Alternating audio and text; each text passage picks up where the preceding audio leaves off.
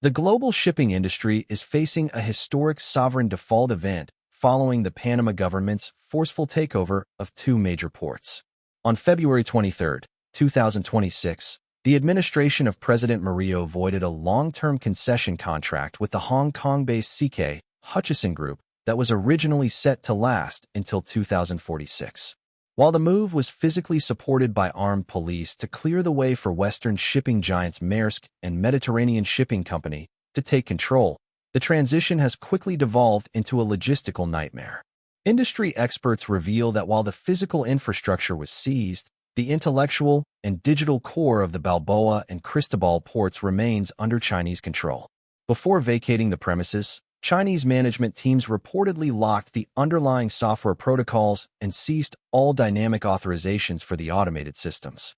The cranes and loading equipment, manufactured by ZPMC, are now largely unresponsive without the necessary proprietary source codes and security keys held by Chinese engineers. This has turned the sophisticated machinery into what observers describe as a movable scrap metal, as the new operators lack the technical capacity to maintain or update the integrated systems. The financial and diplomatic fallout is mounting rapidly. CK Hutchison Group has officially launched international arbitration proceedings, seeking at least $2 billion in compensation for lost assets, business reputation, and future earnings.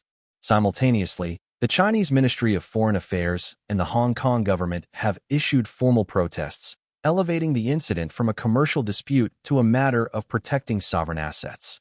Analysts suggest that because the Western companies moving and operate globally, they may face financial seizures or restricted cash flows within the international clearing systems controlled or influenced by major Eastern trade hubs.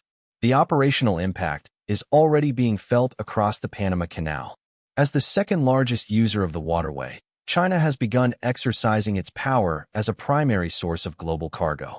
Major shipping lines, including COSCO, have started reducing their port calls in Panama, redirecting traffic and effectively cutting off the flow of goods.